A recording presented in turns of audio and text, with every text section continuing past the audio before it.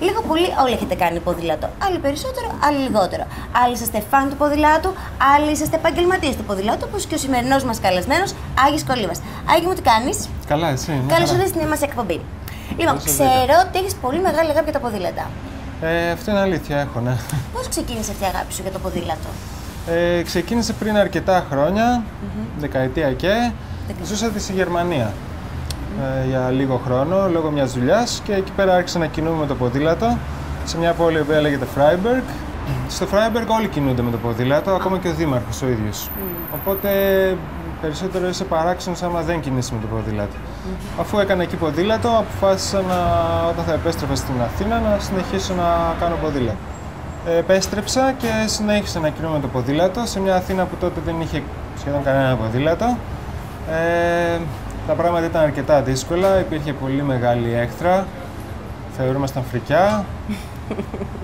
Τους κλέβατε τον δρόμο? Τους κλέβαμε τον δρόμο, ναι.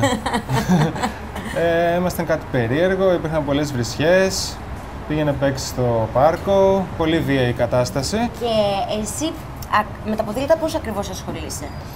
Εγώ είμαι παραγωγός του Bicycle Film Festival, το οποίο γίνεται στην Αθήνα εδώ και 2 χρόνια. Και φτιάχνεις ποδήλατα? Και έχω ένα μικρό κατάστημα με χειροποίητα και custom ποδήλατα. Αυτό το ποδήλατο το έχεις φτιάξει εσύ, έτσι?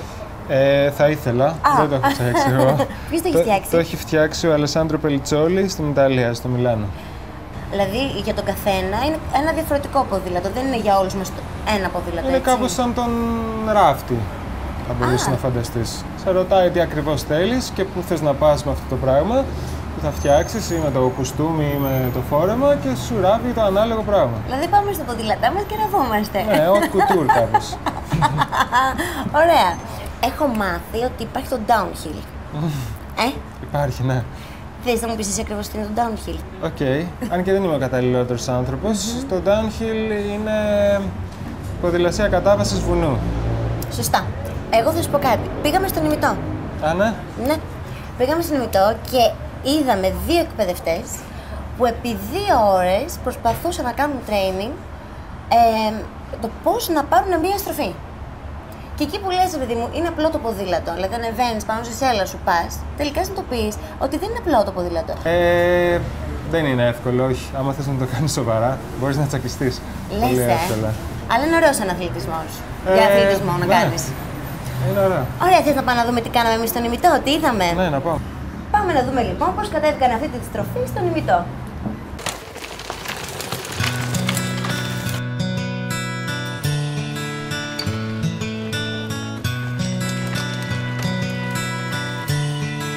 Μπράβο.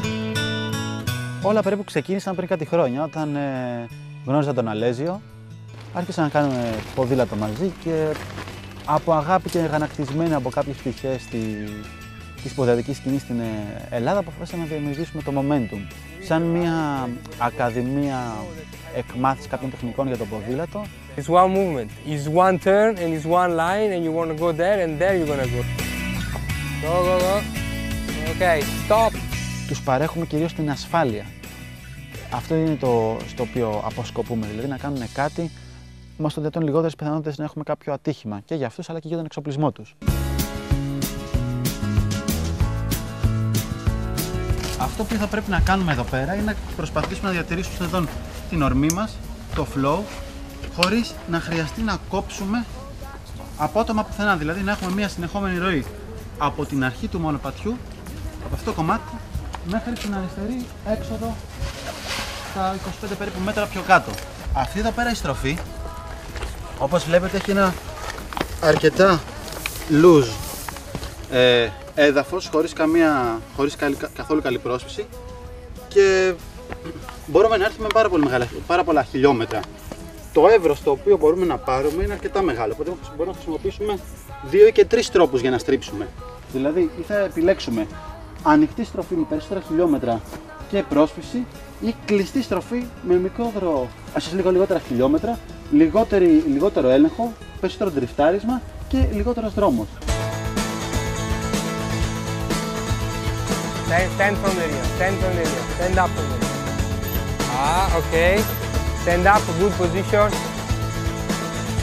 What I want you is to stay more frontwards So you are like this. I want you to be like this, and when you reach the turn in this point, to ride it with your hip and your eyes. Okay, I want to see this movement. Even overdo it, but I want to see it. Okay.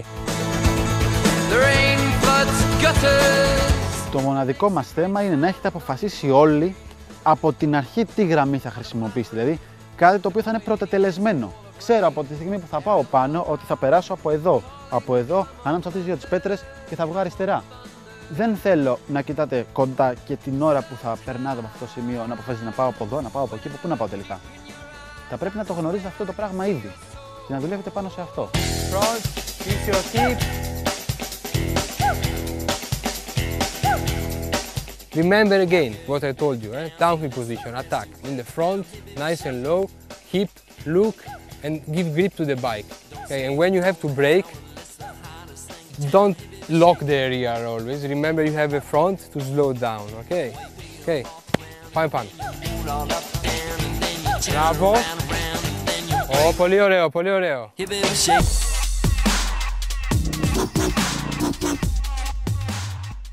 Άγγι μου, θέλω να σε ρωτήσω κάτι. Πες ότι είμαι μια κοπέλα που σ' αρέσω. Λέμε τώρα υποθετικά. Okay. Και μου αρέσεις εννοείται. Υποθετικά πάλι, έτσι. Και θέλεις να μου ζητήσεις ραντεβού. Να βγούμε. Πώς θες να με πάρεις από το σπίτι μου? Απάντησέ μου. Αυτό είναι μια δύσκολη ερώτηση. Γιατί? Λέμε τώρα, υποθετικά μιλάμε. Θα αρχίσω να με πάρεις με το ποδήλατο? Ναι. Ναι.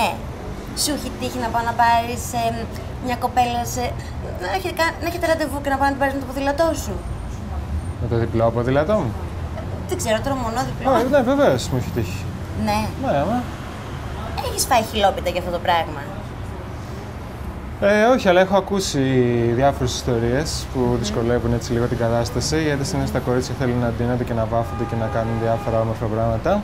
Τα οποία σίγουρα είναι όμορφα, απλά δεν βολεύουν πάρα πολύ στο να κάνεις ποδήλατο. Εντάξει, νομίζω ότι χωράει και το να κάνεις ποδήλατο με την κοπέλα σου και να είναι έτσι μια ρομαντική βόλτα και όλα αυτά τα πράγματα και μπορείς να πας και με τα πόδια κάπου. Όλα χρειάζεται. Ζω δηλαδή, κατευθείαν. Τέλεια, μια χαρά. Ωραία. Βέβαια, να σου πω ότι έχουν βγει γόβες στις οποίες έχει κουμποτό SPD παπούτσι. Οπότε μπορείς να κάνεις ακόμα και το πιο δύσκολο ποδήλατο με τις γόβες. Με κοροϊδεύεις τώρα? Όχι, δεν σε κοροϊδεύω, υπάρχει. Αλήθεια. Δεν το έχω δει ακόμα στην Αθήνα, αλλά υπάρχει. Αυτό θέλω να το δοκιμάσω.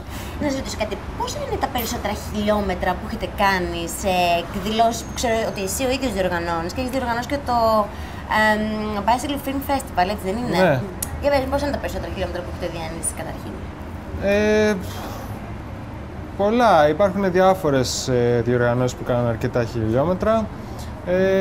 Τα μπρεβέ, τα οποία κάνουν τουλάχιστον 200 χιλιόμετρα, αλλά και το Cycling for Wine, το οποίο... Εκεί ήθελα να σταθώ. Πόσα χιλιόμετρα κάνετε και από πού ξεκινήσατε?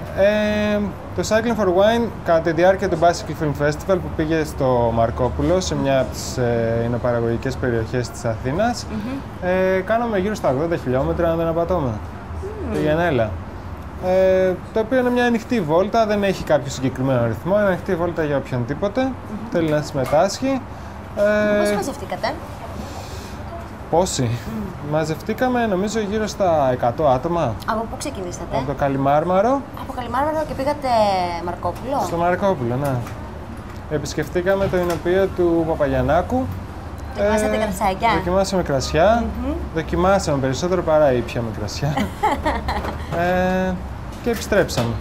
Ωραία μας περιγράφει την εκδήλωσή σας, αλλά εμείς, να σου πω κάτι, την έχουμε καταγράψει. Γι' αυτό πάμε να τη δούμε.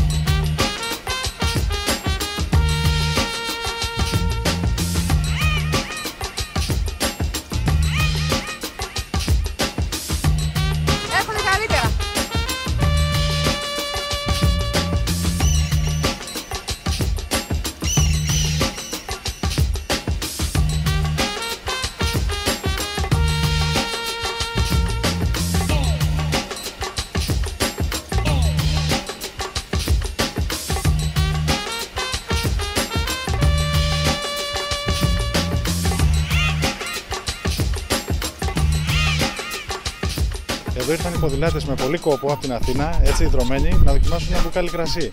Για να φτάσει το κρασί στο ποτήρι για να το έχουν έτοιμο, ένας χρόνος πριν έχει χυθεί πολύ συντρώντας από εμάς για να φτάσει σήμερα να απολαύσουμε αυτό το κρασί.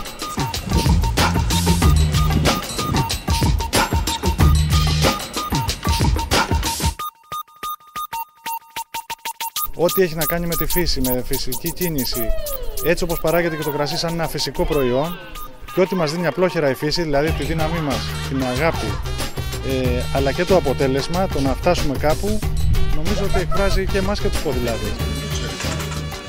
Το κρασί στην Ελλάδα έχει μια ιστορία πανάρχαιη, τρομερή ιστορία, είναι μέρος του πολιτισμού μας. Όπως και η κίνηση. Βλέπω ας πούμε στη Βόρεια Ευρώπη που έχουν κρύο στην Ολλανδία και χρησιμοποιούν όλοι ποδήλατες. Είναι κάτι που τα τελευταία χρόνια έχει μπει στην Ελλάδα και εγώ το υποστηρίζω γιατί και εμένα με εκφράζει. Είμαι πάρα πολύ ευχαριστημένος γιατί οι ποδηλάτες είναι άνθρωποι οι οποίοι ψάχνονται. Δηλαδή θέλουν να δοκιμάσουν διαφορετικές ποικιλίες, διαφορετικές οδιές, παλαιωμένα κρασιά και φυσικά όταν έχουν μπροστά τους ένα προϊόν που έρχεται από τη φύση, νομίζω ότι το ψάχνουν αρκετά. Το ποδήλατο και κρασί νομίζω ότι έχει πολύ μέλλον και τα επόμενα χρόνια, εύχομαι δηλαδή του χρόνου ή όποτε ξαναγίνει, να έχει περισσότερο και περισσότερο κόσμο.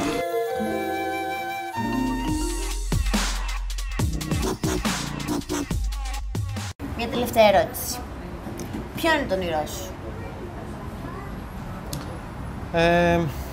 Το όνειρό μου είναι να δούμε περισσότερα ποδήλατα στους δρόμους της Αθήνας σίγουρα. Δεν πιστεύω ότι το ποδήλατο είναι αυτός ο σκοπός. Πιστεύω απλά ότι είναι ένα μέσο για μια διαφορετική ποιότητα ζωής στην πόλη και δίνει πολλές απαντήσεις σε πολλά πράγματα. Όπως ας πούμε στην ψυχολογία, στην καθημερινότητα ενός ανθρώπου. Σίγουρα σε κάνει πιο χαρούμενο, σε κρατάει νέο και σε βάζει σε μια διαδικασία και επαναχαρτογράφησης ας πούμε της πόλης στην οποία βρίσκεσαι, αλλά και της ίδιας της ζωής, δηλαδή να έχεις ένα διαφορετικό και ένα πιο θετικό έτσι, τρόπο αντιμετώπισης της καθημερινότητάς σου. Αυτό είναι ουσιαστικά, κατά τη γνώμη μου, αυτό που προσφέρει. Οπότε θα ήθελα πολύ περισσότερος κόσμος να γνωρίσει αυτό το πράγμα και να φύγει από άσχημα πράγματα τα οποία συζητάμε πάρα πολλά χρόνια σε αυτή τη χώρα και την πόλη, όπως είναι τα αυτοκίνητα, τα καυσαέρια και η κακή νοοτροπία. Αυτό είναι το όνειρό μου. Άγγι μου, σε ευχαριστούμε πολύ. Εύχομαι να ξαναβρεθούμε να μας πεις περισσότερα νέα και προς το παρόν καλές πεταλιές. Ευχαριστώ πολύ. 5, 4, 3, 2, 1, πάμε! Πού πάμε ρε κλακ? Κάνε έτσι, κλακ, χτύπα και άνοιξε. 5, 4... Ας το 5-4, χτύπα και άνοιξε. Όποτε θέλεις θα πάμε. Θέλω να μου πεις το μότο σου. Το μότο είναι Life is too short to ride street bicycles. Αυτό το έβγαλες εσύ, το διάβασες κάπου? Το διάβασα κάπου, κυκλοφορεί. Ποιος το έγραψε? Το έγραψε ένας άνθρωπος ο οποίος λέγεται Andy και έχει ένα πολύ διάσημο blog στην Αυστραλία που λέγεται Φουξεματός.